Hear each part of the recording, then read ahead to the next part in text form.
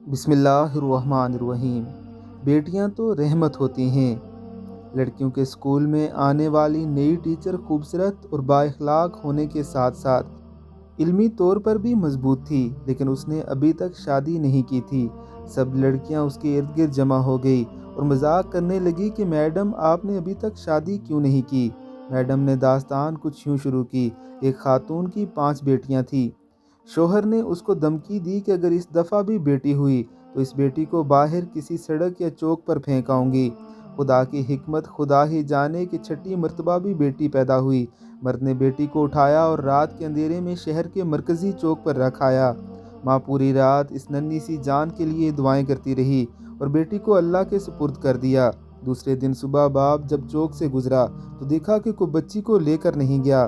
باپ بیٹی کو واپس گھر لایا، لیکن دوسری رات پھر بیٹی کو چوک پر رکھ آیا۔ لیکن ماجرا اسی طرح تکرار ہوتا رہا، یہاں تک کہ 7 دن باپ باہر رکھ آتا اور جب کوئی لے نہ جاتا تو مجبوراً واپس اٹھا لاتا۔ یہاں تک کہ باپ تھک گیا اور خدا کی رضا پر راضی ہو گیا، اور پھر خدا کا کرنا ایسا ہوا کہ 1 سال بعد ماں پھر حاملہ ہو گئی اور اس دفعہ اللہ نے ان کو بیٹا عطا فرما دیا۔ لیکن کچھ ہی دن بعد بیٹیوں میں سے ایک فوت ہو گئی، یہاں تک کہ 5 بار حاملہ ہوئی اور اللہ نے 5 بیٹے عطا فرمائے، لیکن ہر دفعہ اس کی بیٹیوں میں سے ایک اس دنیا سے رخصت ہو جاتی۔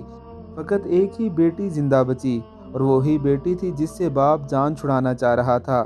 ماں بھی اس دنیا سے چلی گئی اور ادھر 5 بیٹے اور ایک بیٹی سب بڑے ہو گئے۔ ٹیچر نے کہا پتہ ہے وہ بیٹی جو زندہ رہی کون ہے؟